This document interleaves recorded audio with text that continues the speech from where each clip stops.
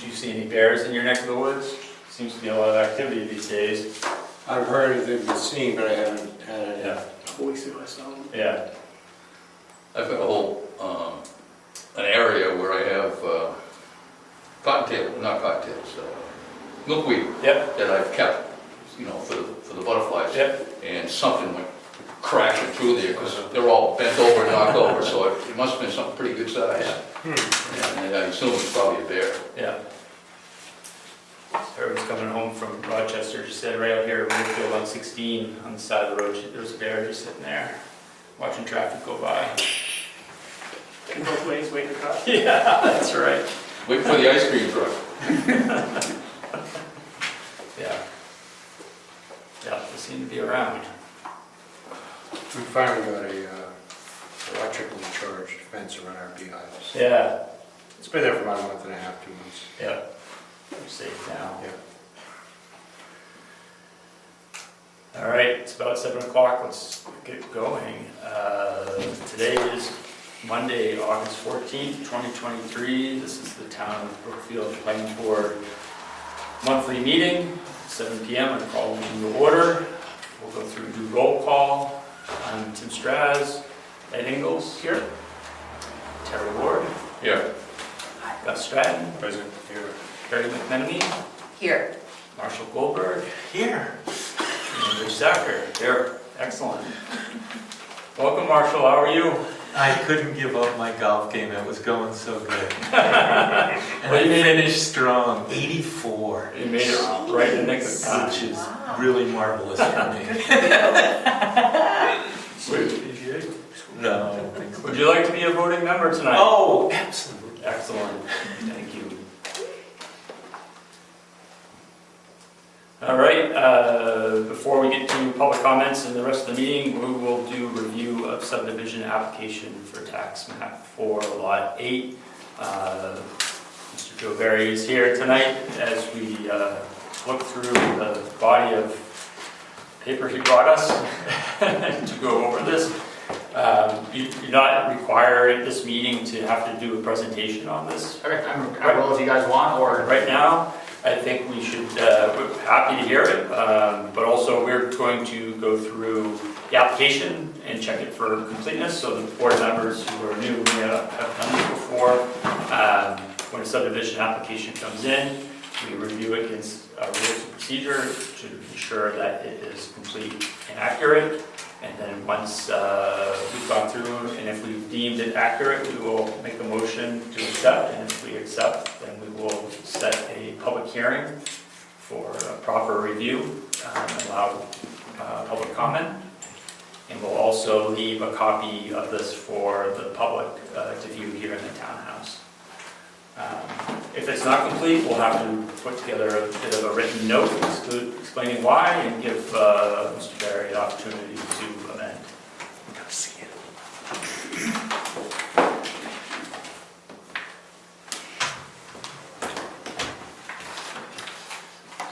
so I'm just give you a brief presentation tonight. Absolutely, thank you.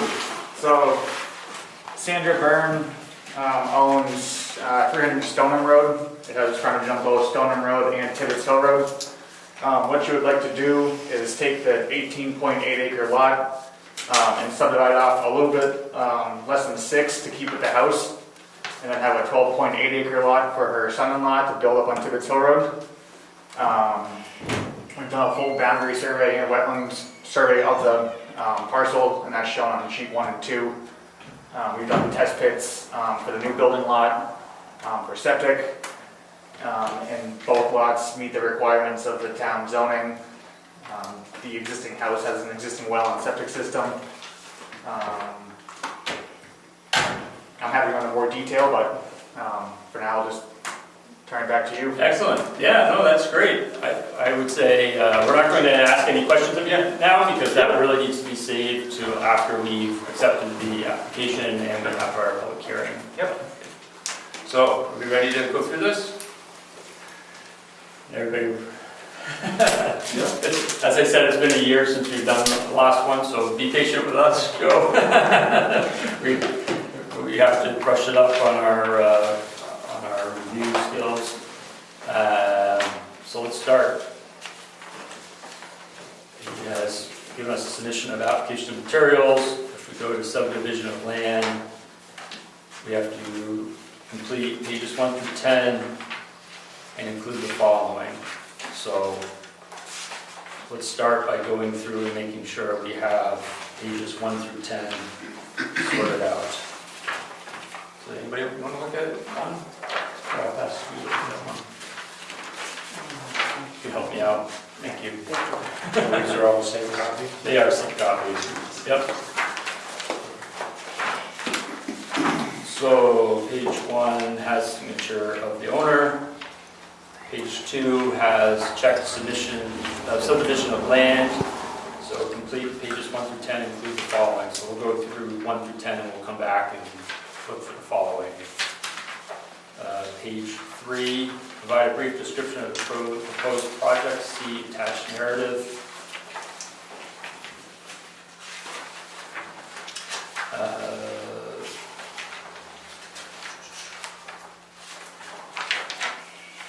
We have our narrative here. It says, "Dear Chairman and members of the Brookfield Planning Board, the Byrne Family Trust owns 300 Stoneham Road, known as Tax Map 4, Lot 8. The lot is currently 8.8 acres with frontage on Stoneham Road and Tibbetts Hill Road. The land consists of a variety of landforms, including wetlands, uplands, woodland areas, yard, and a single-family home with an on-site well and septic system.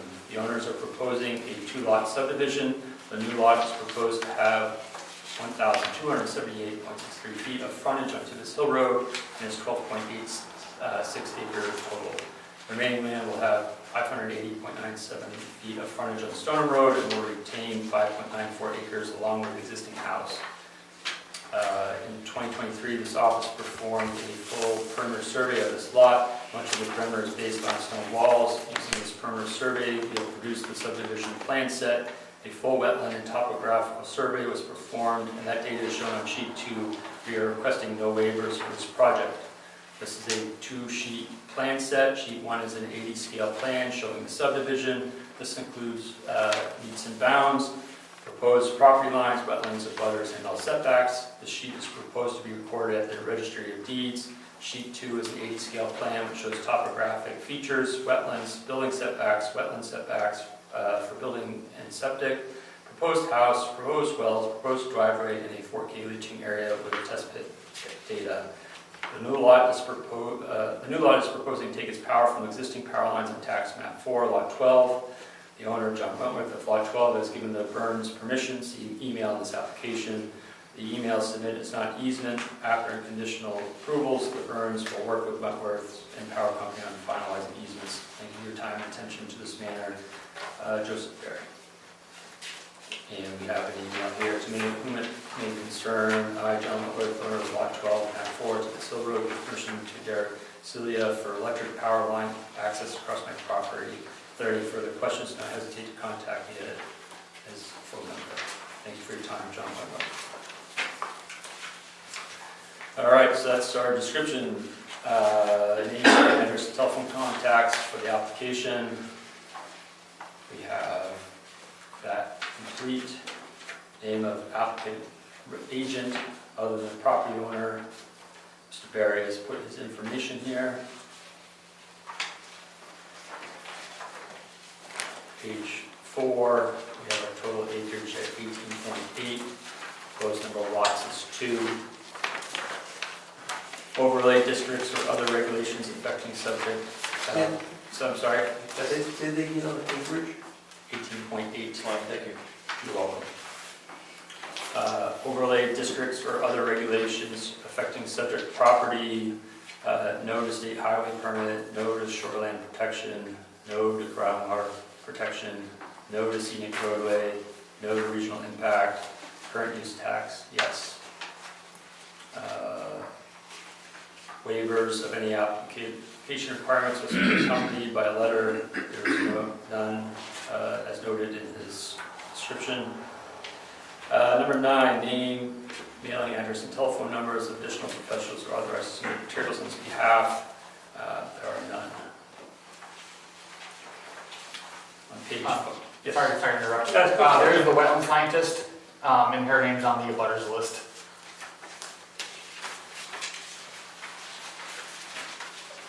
Yes, I see it here. We have Deidre Benjamin, CWS. Gotcha.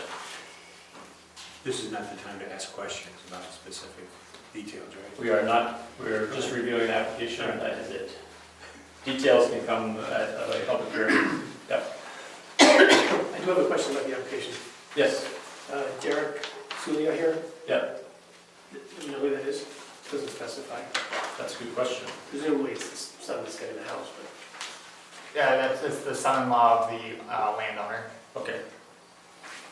Thank you. Oh, on the, okay, yes, for the, Mr. Wentworth's email here. Yep.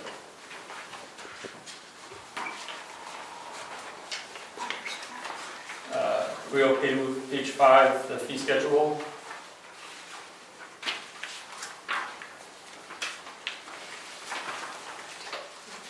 So we have, somebody wants to help with, Read the list. well, not necessarily, so we have LCHIP. So we have 11 notifications. I guess we'll pull out the phone and do the math.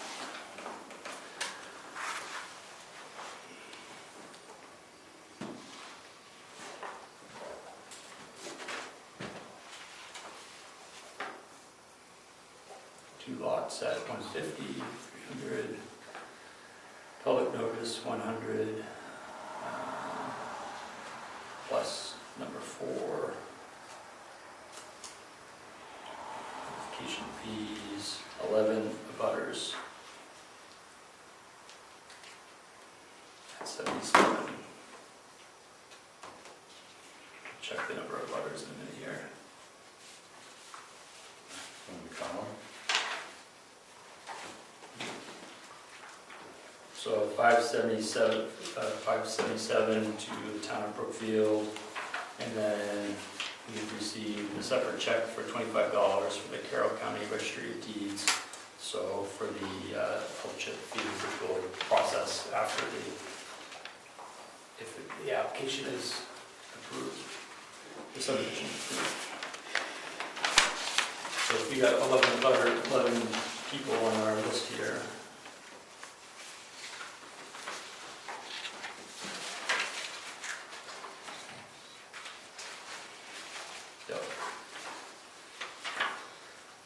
So that works. So the fee schedule is correct.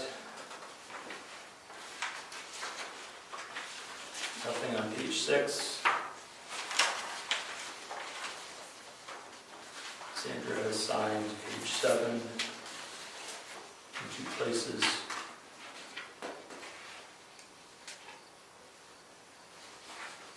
Page 8 is the abutter notification list.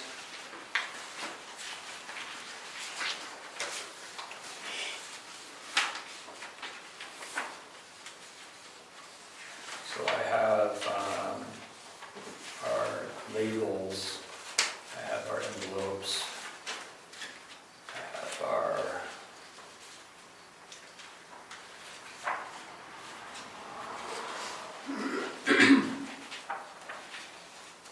Certified. Yep, I have our certified receipts, so we have those.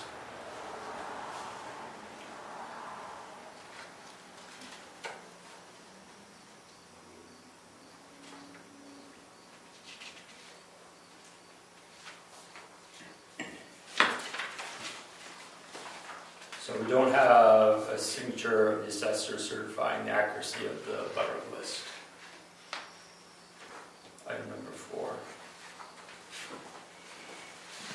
But,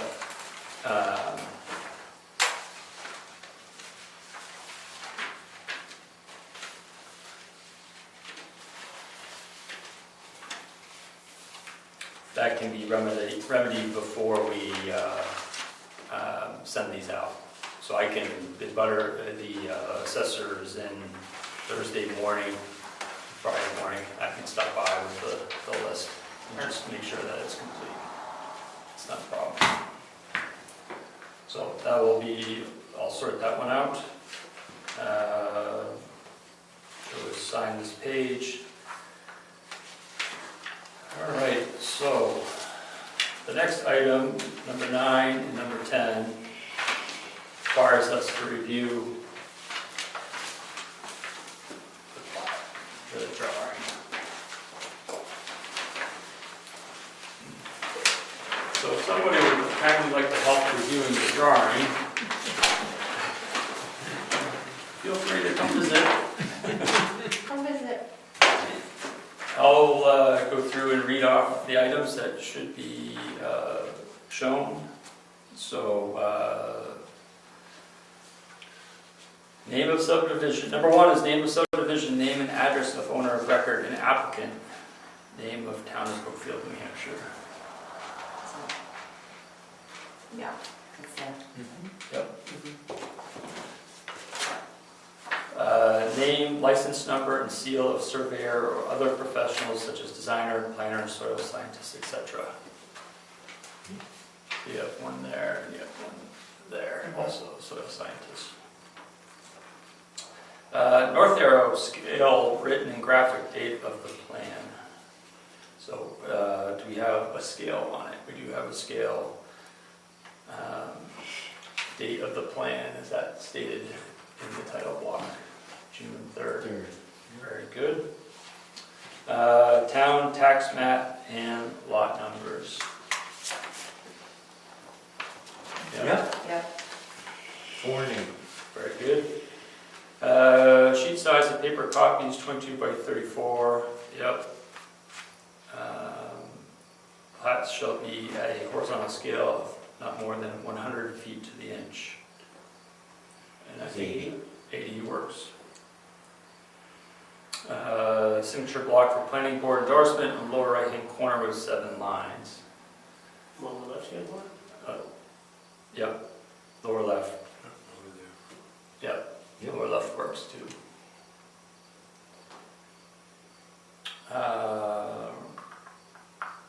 Number 8, location plan showing general location of the total tract of the town and the zoning districts. Yep, that's correct. Vicinity map at scale of town's base map.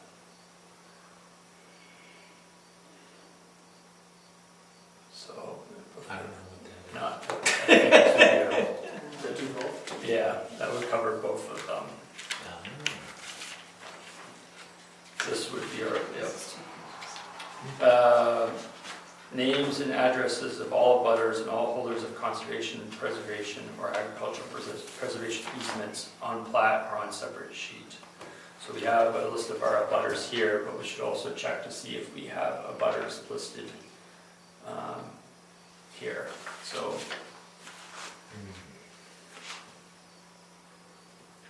we don't have the lot lines indicated on the other side of the street, but that should be fine. The electrical easement's gonna be forthcoming. We're not talking about that.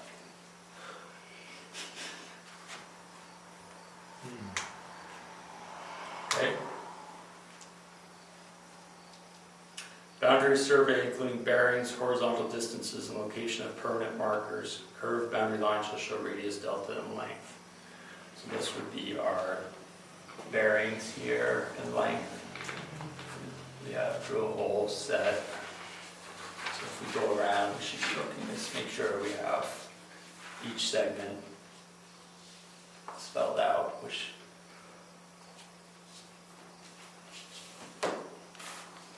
this is denoting a rock wall there. If you can check all the way around, that'd be helpful. We just don't, we want to make sure we have. On this side, or on this side. Yeah. It's there, and It's then phenomenal. is it supposed to be over here? Yep, that's all the frontage there with all the, There's nothing here. No, but this drill hole set. yeah, that's just marking the corner Okay, there. okay. Okay. Names of abutting subdivisions, streets, driveways, easements, building lines, parks, public spaces, notation of use of abutting land, and similar facts regarding abutting properties on plat or on separate sheet. So we've got Stoneham Road, Tibbetts Hill. We have our abutters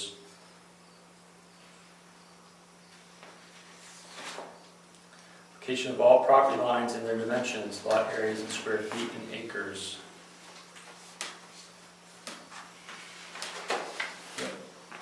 So we have square feet and our acreage there,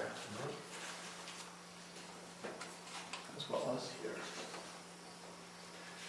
Location and amount of frontage on public right of way, which we kind of already did when we checked for the dimensions. Location of building setback lines. That would be these. Yeah.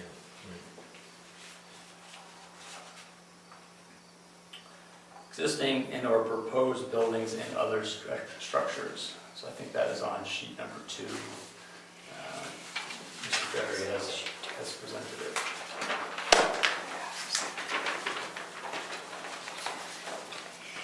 So yes, proposed home here.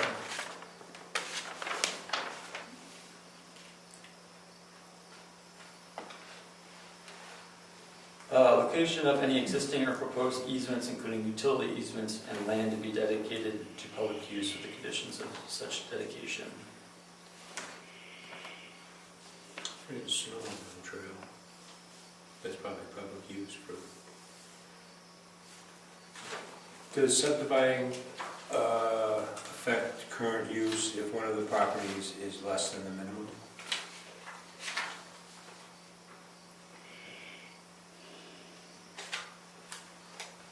Would you like me to speak on that? Sure. So the 12-acre parcel, he's gonna put in current use, and they talked to the assessor, and because they own 28 acres across the street, the 6-acre house lot can kind of stay in current use with the property across the street. If that answers the question. Okay, that's information, good. We're not going to talk about it? Right. Yep. It's a different I lot didn't know number about across that. the street though. That's what, apparently it's owned by the same entity.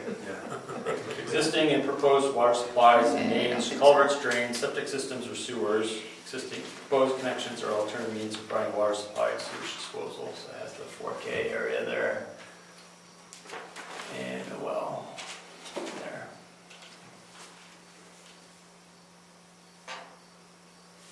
Existing and proposed streets with names, classification grades, travel surface, and rights of way widths.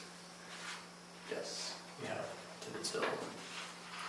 No final road profiles, that doesn't apply.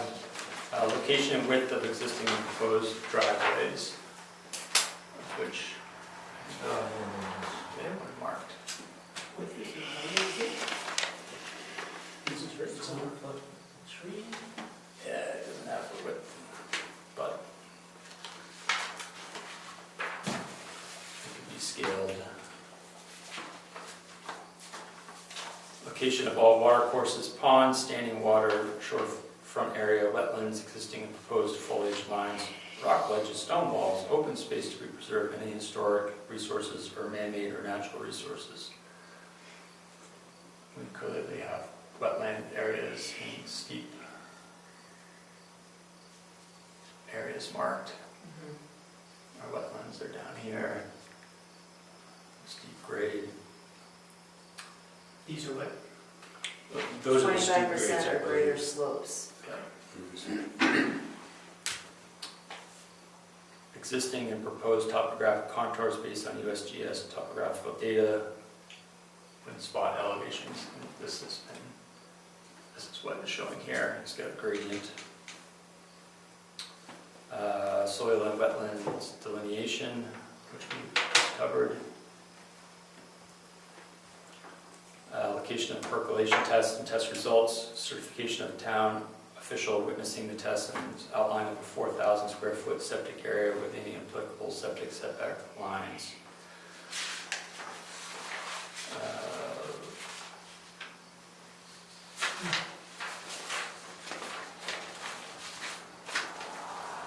That's one item I don't see, Mr. Berry. Is there a perk test? Yeah, down the test pit data right there. Okay. Step 1 and 2. Oh, thank you, thank you. And you have, did somebody from the town? Yeah, we worked with Nick, I forget what his last name is. Yes. Is it possible to just have him, get in touch with him and have him send us an email indicating that he was present for the testing? Yeah, I can have him send an email to the board. Yes, please.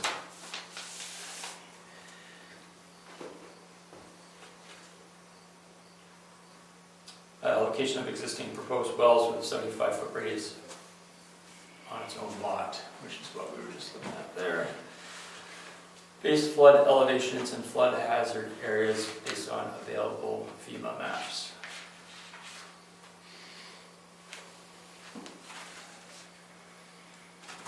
What are the green wetlands? That's note number 6. Yes.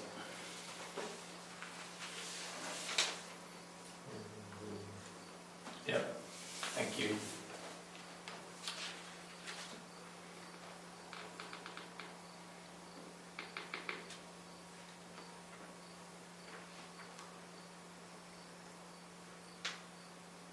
All right, that covers that. So that gets us through number 10. So I would say the plat is in order, the drawing's in order. Yes. Just in the other stuff here. The 30 and 32, Oh, on sorry. page 10. Yep. So that comes after. I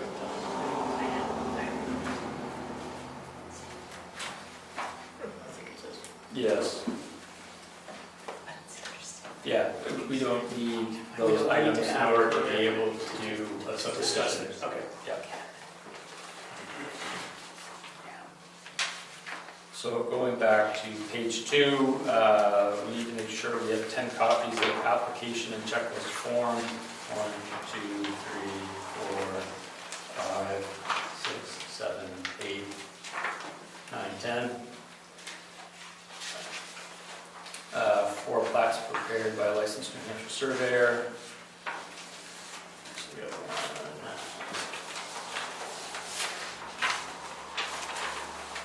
2, 3, 4. 111 by 17. There. Application fees. Check. 1 Mylar with a mailing to. I don't think I saw that one yet. With the maybe submitted at a later date, I Yes. assume that was the final Mylar. Yes, that would be correct. That'll be fine. And 3 sets of tables. What do we have here?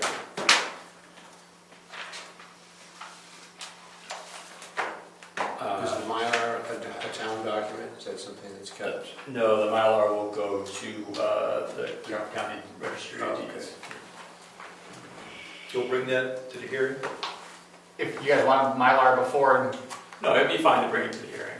okay, we can, Yeah. yeah. That's what's signed, so without that, your approval doesn't go through. Okay, so after it's approved by the board, you don't want us to show final bounds set on the Mylar? Or any minor changes that might have to happen to the plan? What would change? If we have to set up, I guess we're holding 2 existing boundary markers. I mean, most towns, it's get it approved, set the boundary markers, and then bring the Mylar in, but I'm happy to bring the Mylar in when I come. Well, yes, so those are proposed marker locations then, where we're gonna separate it, is that correct? Is that what you're? Okay, all right, so those are existing already, Yes. so I guess there are no boundary markers to set. Yes. Okay, I just want to be sure that, Yep. Okay.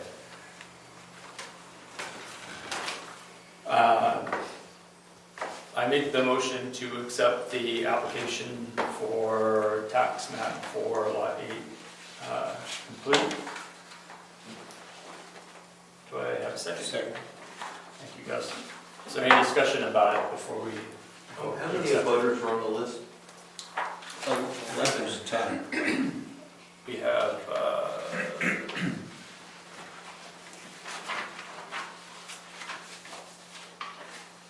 I got 7 here. So you need 11. Well, they're One sending is out to, duplicated. the surveyor is getting a copy, soil scientist is getting a copy, yeah.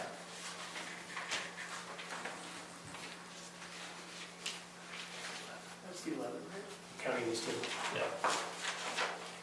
I count 7 on the map of butters. But I will confirm The GIS data says 9. 9. No, there might be Yeah. someplace in there.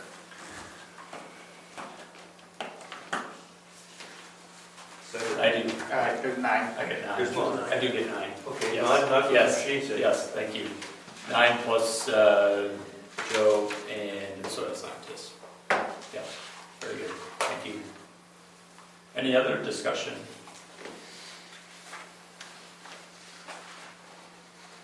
Could the list of abutters be read? I suppose. Byrne family, Daniel Page, Lawrence Mary Lou McLean, Isabella Young, Mary Lou McLean, Marilyn S. Peel, Jay Badger, John Wentworth. You're missing a couple. One of the lots that I own is owned by 2 other people, I have you down twice. but I abut on 2 sides of the property. Yep, I've got you twice. I got, I think what Mary Lou is saying is to properly notice that lot, you need all 3 signatures and 3 notifications to yeah, make that legal. yeah, Yeah. Okay? yes. So you're missing 2 names according to that list, unless you have more. One would be Janice Wentworth, and the other would be, oh, I can't think of the other cousin's name. But all 3 of us received tax bills for Yep. that upper lot. Okay. I will review it with the assessor on Thursday or Friday morning to make sure Okay. we have everything squared away, for sure. Thank you. Thank you for bringing that up. Okay.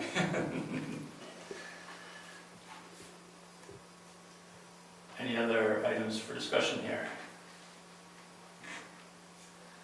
Seeing no more discussion, all those in favor of accepting the application for tax map, subdivision application for tax map for lot 8, please say aye. Aye. Opposed? All right, it has been accepted. We will schedule a public hearing for our next meeting, September 11th, to go through the details. And I will get abutter notices out. Alright, and let me know if that one changes, let me know. Yep. And if the assessor has all the addresses for all those owners, if you could forward that along too. Sure. Because I think it just listed one on the GIS. Okay, So, very good. alright, thank you. Yes, thank you very much.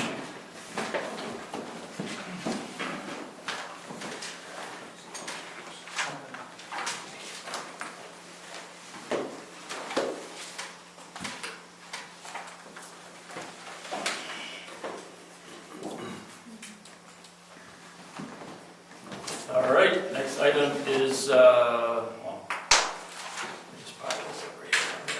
Next item is public comments. You need to be back, or No, you can hold on to No, it's- Are there any public comments? Yes. Thank you, Mr. Chairman. I was wondering if you had an update on the pit reclamation plans? We do not have an update on the reclamation plan.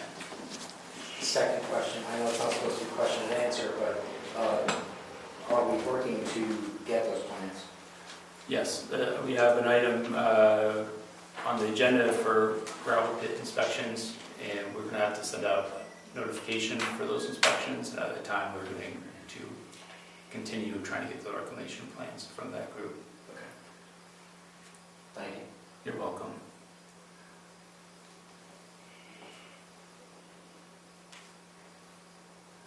Mr. Gothier, how are you? Doing well, thank you. Ed Gauthier. I'd like the planning board to consider putting forth an ordinance for town meeting that would increase the lot size to 5-acre zoning. I got 2 reasons for doing that. I call it preservation zoning. In other words, we've got a very nice, beautiful rural town here that has several large parcels of land. And when I say large, I'm talking 50 to 200 to 300 acres, very large parcels of land. And with current 2-acre zoning, and our older citizens owning most of those large parcels, And their lineage, their bloodline has moved out of town. And most of them have families, homes established, so they're not gonna wanna come back here necessarily. So what ends up happening, and we've seen it happening with where I live, on the Drew Farm subdivision, it got sold off to a developer, and it's turned into 2-acre zonings. To maintain the rural integrity of the town, if you made it 5 instead of having 14 lots up there, there would have been 6 or 8, something to that effect. So it's a preservation ordinance, is the way I see it. The second thing is that 5 acres of land can be completely self-contained, self-sustaining. 2 acres, you can't do it. 2 acres, you can grow plenty of food, but you're not going to have the necessary wood lot that you could harvest to keep your home warm. 5 acres gives you that kind of latitude. So it's, you know, I've heard many times in the past, snob zoning. I don't see it that way at all. It's preservation of what we have, and it's sustainable. So I'd like the board to consider that at some point down the road, and, Yep. and coming into the March 24 town meeting, think about preparing a warrant article. for that effect. Thank you, Mr. Gothier, appreciate your feedback there. I will add that to our agenda for next month, and we'll have a discussion about it. Thank you. You're welcome.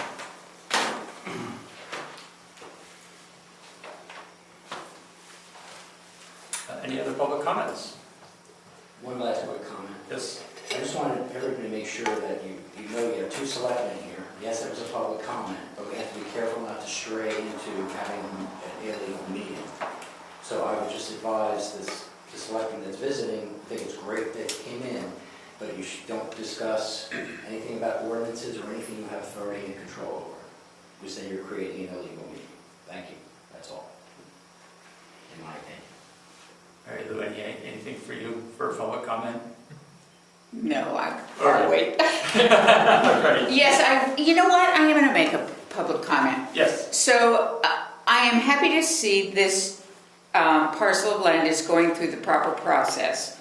However, I would like to just say that I don't think it was appropriate to already start logging and clearing the land before this process is done, and that's what's been done. So, just a point of reference from a butter whose son lost his internet for 2 weeks because they took the wire down on the truck going up the road to log. No. So, Noted. thank you. You're welcome. See you next month. All right.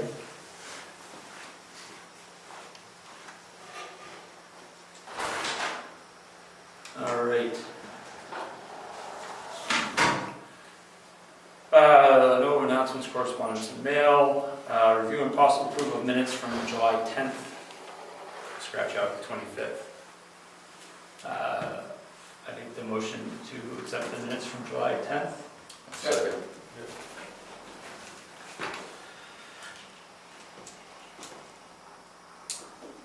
All right, all those in favor of approving, accepting the minutes from July 10th, please say aye. Aye. Opposed? Thank you. Old business. First item is master plan, and I will rightfully admit I don't have anything for this meeting on the master plan. So it's all right, we'll table it for September, and we'll pick it up then. If you want to send me anything additional, we can.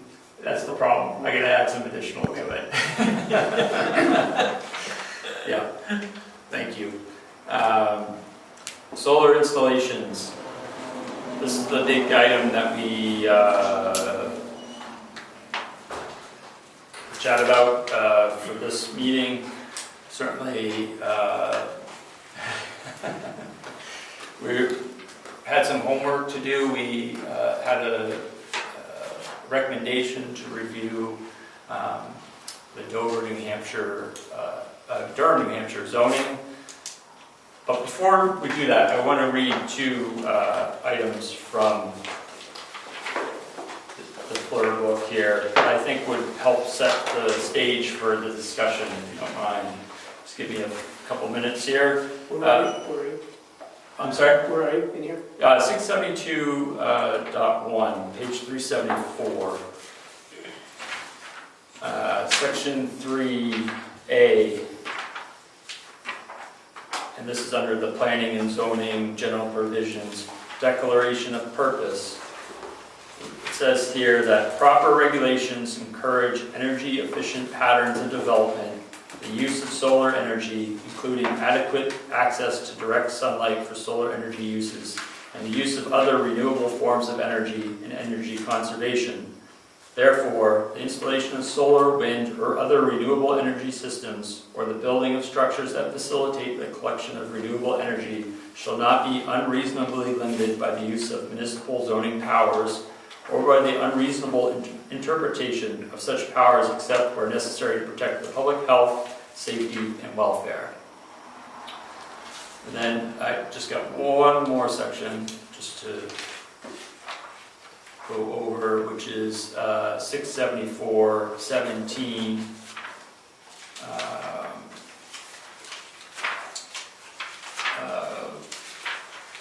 So, in a nutshell, what does that mean, what you just read? I'll give you one more that to help with that. Okay.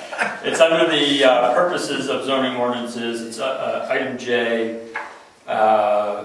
It says, every zoning ordinance shall be adopted in accordance with the requirements of RSA 674.18. Zoning ordinances shall be designed, and there's a list of them, but item J is to encourage the installation and use of solar, wind, or other renewable energy systems, and protect access to energy sources by the regulation of orientation of streets, lots, and buildings, establishment of maximum building height, minimum setback requirements, and limitations on type, height, and placement of vegetation, and encouragement of the use of solar sky space easements under RSA 477.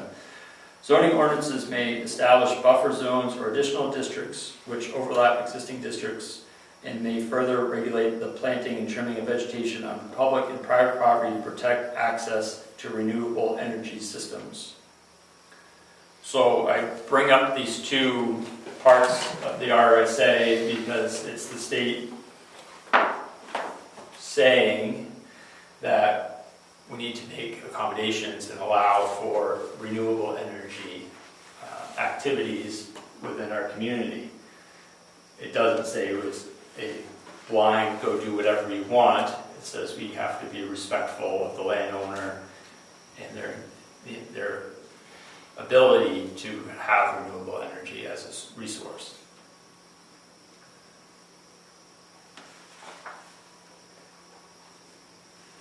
Okie doke. So, Not very specific. it's not meant to be. But it's basically saying as long as it's not a safety issue, it doesn't matter if it's an aesthetic issue. Well, I think, I don't know, did folks, Marshall, you sent me some really good information from Somersworth and Dover. In Milford, I Today. mean, everybody, you know, you get smarter as you write these things, right? Right. And I think you said in your note, the lawyer indicated that Durham was the model. Right. And they echoed that. Yes. Yes. That grouped it, and they said, Certainly. you know, it's awesome, obviously the school's there, et cetera. So. Right. So certainly, Yeah. Marshall shared Dover and Somersworth, and they essentially built upon what you see in the Durham zoning there, but they went a lot further because they have many different zoning conditions within their town. They also have towns. They also have commercial installations. They also have some requirements that certain buildings have to have some renewable energy resource if over a certain size. So, you know, we're a rural agricultural single zoned community, so take what you may from that. But for me, in reading through the Durham zoning, there's a lot of wise things here, and there's a lot of things that aren't applicable to us at all. And I think some of the wise things that I saw in here were in regards to placement, location, the setback, concealment. Yes. So I think those are all good things to discuss as we want to potentially frame up zoning around solar energy. Let's discuss. Do they only talk solar energy, or is it broader than that? In what you're looking at? They talk about solar heating also. So it's about, I'm gonna picture it, sunscape, I think was what they referred to, which is you cannot regulate between a solar panel or a solar heating panel and the sun. So that space between those two entities are entitled to the homeowner, the landowner, to be able to utilize. So, for instance, if somebody had a solar panel on their property and then somebody erected a tall building that shielded it, that would infringe on their rights of being able to collect solar energy. I was coming at it from what we don't know is coming at us. Yes. Is it, so I don't know. Well, I don't know what that is, to tell me. That's right, so how did they write that? Is it just solar, or is it something broader that might be coming in the future that we don't understand? Well, I think there was if I recall, they call solar energy as a definition is radiant energy emitted by the sun. And that's what they talk about. And then it says solar energy system is a structure and the related components used to transform solar energy into electricity through a solar photovoltaic system or heat through a solar thermal system. I got one comment, if I may. Yeah, you go for it. One of the things that I think we don't know yet about solar is going to come down the road, and that is disposal, not only of the panels, especially of the inverters and the batteries, which are lithium-ion batteries. Lithium-ion is extremely lethal, and it's very hard to mitigate and get rid of. So when they're talking solar system, and I heard the words in the last part you just said, Yeah. they're not referring to just the panels, they're talking about the entire system to produce electricity. Yes. And we don't know yet what the back end of that is going to look like. What happened to panels, I think was, don't quote me on this, but I know that they lose some degree of efficiency on an annual basis after the first 3 or 4 years.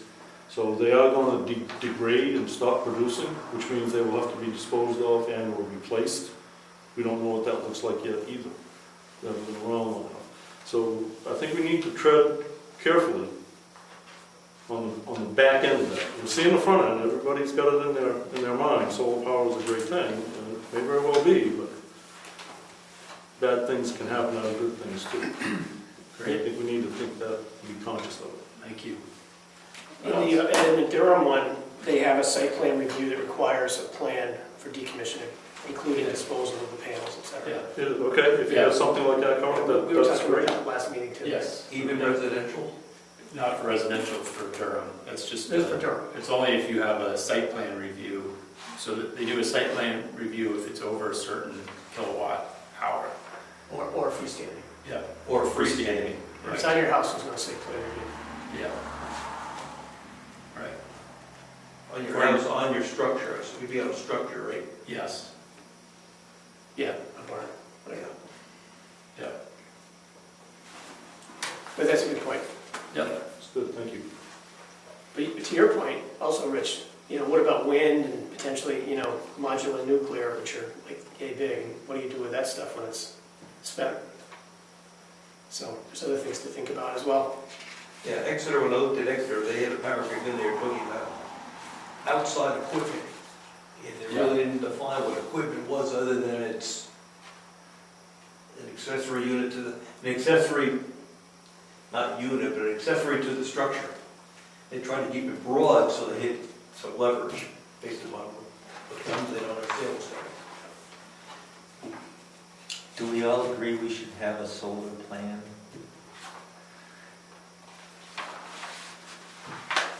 That's just fundamental. Because if nobody wants to do it, then the discussion's over, isn't it? I think this discussion came about because for two reasons. One, I think because of the different residential conditions in which it could be installed. Yep. The second one would be more of a commercial situation, knowing that we have, Space. as pointed out, we have lots of space in certain parts of the town where this could be installed. I, just as an anecdote, I went and visited my folks in Down East Maine last month, and I was appalled driving up 95 is that every off-ramp, they've put solar arrays on the off-ramps now, in Augusta especially, all the off-ramps have solar arrays around, and I was like, wow, this is crazy. I didn't expect to see this. Or if you go through Gray, you see this big solar field next to the interstate. So the question becomes, Yes. what prohibits somebody or allows somebody to be able to install that in a rural community? And should we be careful to protect ourselves? Well, I'm sure we have to understand the economics of a solar field, right? Like, as a business. Right. And is it, what's that business model and what does that yield? To kind of get a sense of why anybody, if you're going to do it. Right. You need X amount of space, I guess, right, at some point. Yeah, yes. So that's just one of the things we have to Yeah, at least understand. And I think the examples that you sent me and also that are outlined here in the Durham example is by size, by output. Right. So you framed it that way. Yes, sir. People have been putting freestanding wood-burning stoves for a long time, and they're all over the place, and those are not the most attractive additions either. So, In a number of towns regulate Yeah. this. yeah. Number of towns would, say, can't be this, they can't be that, they have a stack. So many feet high, you're right. I mean, we're pretty rural yet, and you generally get one in our backyard, so we don't respond to that, but you're right. That's a good example of another one. Do the cell tower regulations have anything to do with preventing a really tall windmill? We have height limitations in our wind turbine zoning. We do, okay. Yeah. I wonder how, do we know how Durham came up with the freestanding, those rules about, the 150 from a public road, 150 feet, Yeah, they must have that just made a decision. decided? Right, because it seems, in reading through Somersworth and Dover is not screening isn't a big thing, because you're in a metropolitan area, so to speak. But Durham certainly is very concerned about aesthetics and what people can see. Yes. So it's nice to have that contrast between the two different communities and what they deem important. Right. Durham is very much looking to have rural character. Right. I like that, no greater than 12 feet in height. And if larger place behind the fully enclosed part, like it's very specific about trying to hide that, Yeah. Well, the other thing I can do at that other meeting that I go to, I could just find out who's the brains of who do that and just Well, I think we talk to them. We met with her a couple weeks ago. Oh, you already did, the lawyer. Yeah. Oh, she wrote that? Yes, She said. she would help them Yeah. formulate. She helps us formulate all our zoning. Oh, I see. Yeah. So then she knows that she already told you the story, I guess. 2 weeks ago. She said, look at what we did. Oh, I see. Yeah. Okay. Yeah. She said, look at what we did in Durham. We asked her point blank, where do we go for reference, and that's what she has informed us. Great. So. Yeah. We're not going to reinvent the wheel here. Yeah. There's a fine line that we have to walk between the master plan that wants to preserve the character of the Yes. town and this 3A that says we're supposed to encourage solar. Right. We have to decide, it's a 2x4 that we're walking, we want to be on the right side or the left side. or Well, to Gary's point, I think that Durham seems to have kind of crafted something that is in that spirit. Yeah. I think we have to do the same.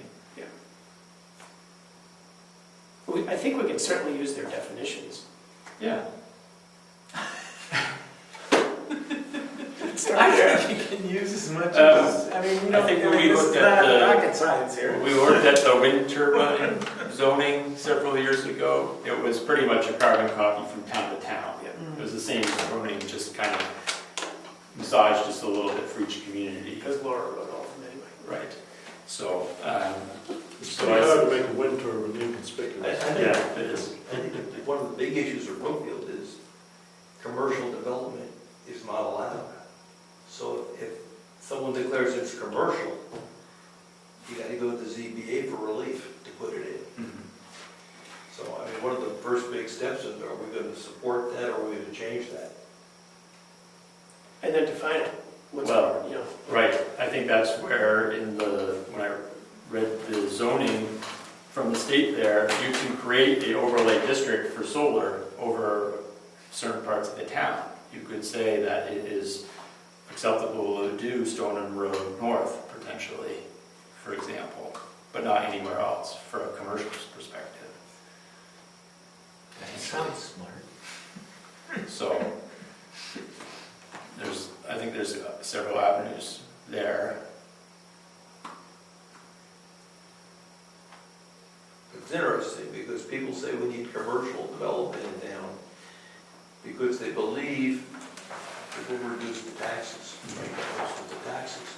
I don't know what the tax benefit is to a solar farm. I don't know if it's negligible or significant. Guess we should find that out. Yeah. Okay, I'll find that out. Like, I'll ask the assessor, he knows around assessing things. Yep. What's it worth? Some towns charge tangible asset tax for any kind of equipment anybody's using for commercial purposes year after year. I used to have to, when I was in medical practice, I had to pay tangible asset tax every year. New Hampshire? Rhode Island. I paid for my furniture about 4 or 5 times over the years. Getting that tangible asset tax, that was crazy. Why would a commercial solar impact the town tax? I don't understand how that would work. People suggest we need a commercial district, Yeah, because commercial property is generally taxed more right, than residential, and there's no real burden on any of our systems. okay, So people think commercial is good yeah, because it reduces the property taxes. okay, So if you go down the path of let's put a commercial farm, a solar farm in, right. because we think it's gonna reduce our taxes, and it doesn't, wouldn't that be a disappointment? Unless we're putting it in just because we wanna be. Environmentally That's right. sound. What about if the town of Brookfield wanted to put in solar on the property owned by the town? Yeah? What? I mean, if that was like income for the town, would that ever, is that allowed, number one? And number two, would that be an avenue to lower taxes? I don't know. I'm thinking about like behind the cemetery. Well, I understand what you're talking, I mean, Yeah. how big Is that possible? Like, do towns do that? Yeah. Well, you can Yeah. do whatever you want. Well, that's what I don't know. Just Conway has thinking. done that with their transfer station. They installed a solar array there. Right.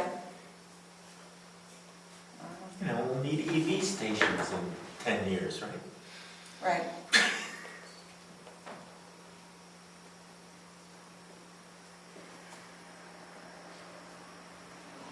I'm just taking some notes.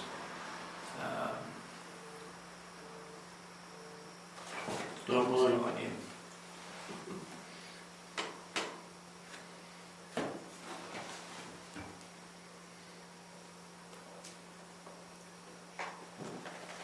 So what are we, what's next from this discussion? You're gonna Well, look into the commercial, you're gonna look into the commercial aspect of solar in town, the tax benefit? tax benefit. Do we want to start drafting an ordinance based off of Durham? Yes? All right. I think this is worth just mentioning, after their definitions, they have, the purpose of this ordinance is to encourage implementation of solar energy in accordance with the recommendations in the master plan. Promote environmental sustainability while respecting the rural character and scenic landscape of Durham. Comply with the state of New Hampshire's goal of developing clean energy. So that's kind of the tightrope we're trying to walk here, or whatever you want to call it. Absolutely.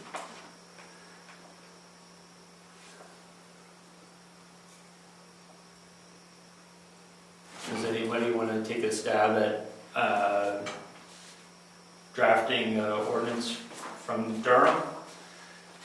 Just paring it down. I mean, they have multiple sections here of things that, they have all kinds of different zones that aren't applicable.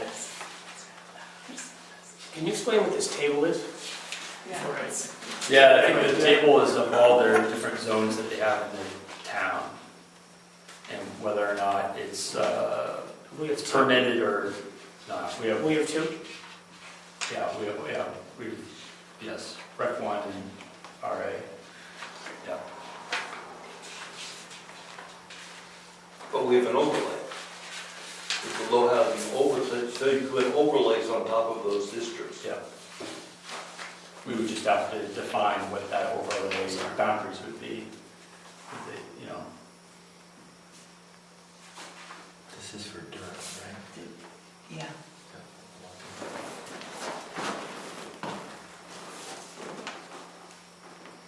All right, so we'll draft a new ordinance for next meeting? Potentially? Potentially. All right, Can I get a copy of this? there you go, sir. Don't you have another copy? Yeah, I have a, yeah. Oh, okay. Yep. All right, let's move on to new business. Tis the season for gravel pit inspections.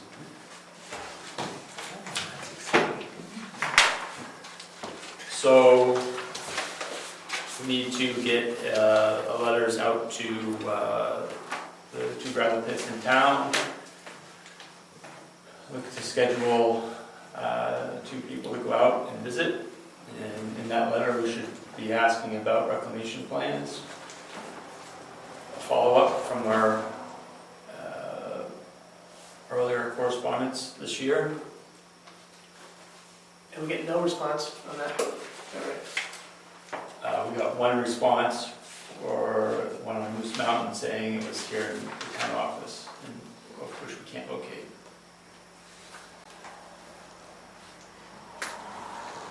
So we have a form letter that we can, Mr. Comeau put together when he was on the board, that we can use to contact the landowners. Who wants to draft it?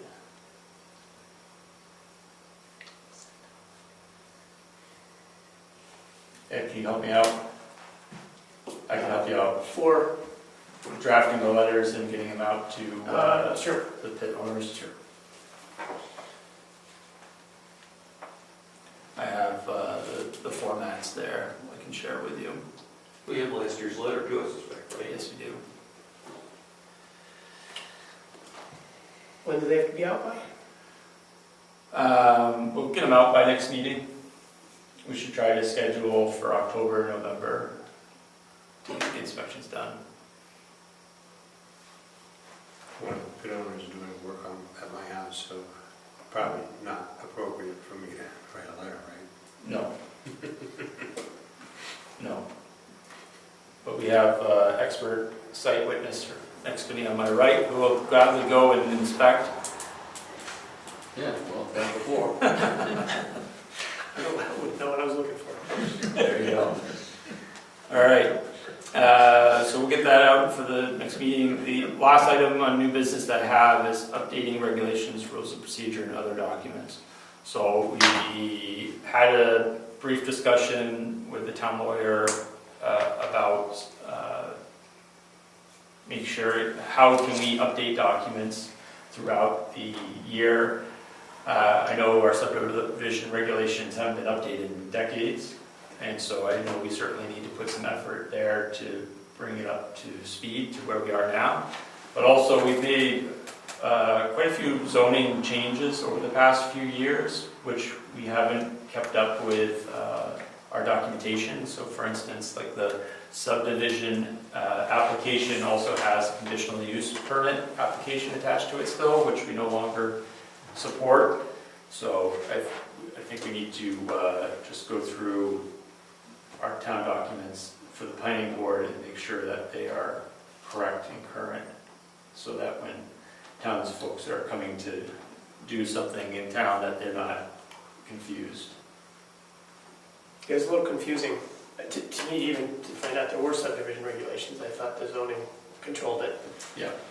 And there's driveway regulations, which I don't think are consistent with our zoning either necessarily. Yeah. So those would have to be updated. Yeah.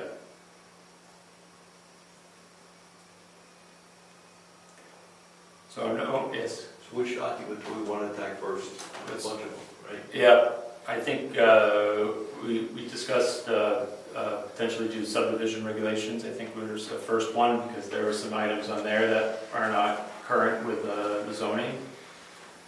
So let's start there, and then perhaps just the general application form that's on the town website. I think that'll be a quick one. We just eliminate all the conditional use permit items and leave it current. But I would say we should tackle those first. Is that agreement?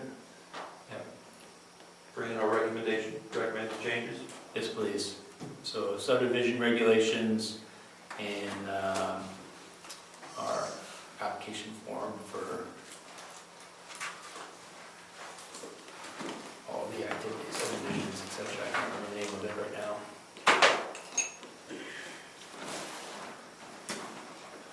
I have written down the road standards for private road. Is that just that's just one of the items that we were talking about? That Yes, yeah, on the subdivision regulations. It's not as much of a priority. Right. Got it.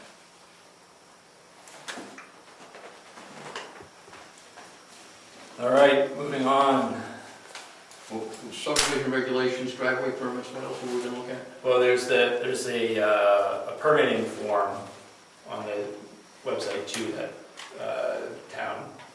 people in town can download in order to be able to go through and figure out, the fee structure and all of that. The whole conditional use permit system is still in there, and that needs to be stripped.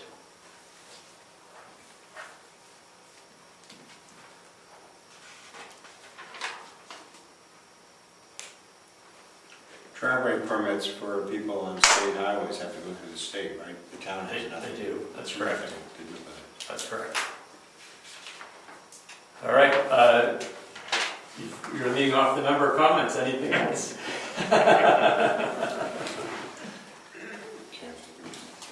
And anything from you? Nope. Any comments from over on that side of the room? No? No, not at all. No? All right. I have nothing to add. Let's adjourn this meeting. The next meeting is... Actually, I do have a comment. Wait! Sorry. It was about that presentation. Can I talk about that We presentation? can't talk about it. We cannot? No. Okay.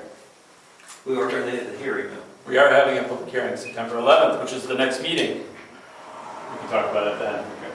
Mr. Chairman, Yes. may I make a very short comment? It would be important to go through the changes, the legislative changes to the RSAs related to what the planning board does. I think OSI might have caught up onto giving planning board some type of a update or list of things you should be aware of changes. Yep. Because that would affect your business. Okay, very good. Thank you. Thank you, Ed. That's also in your rules of procedure. Thank you. 8:07. This meeting is adjourned.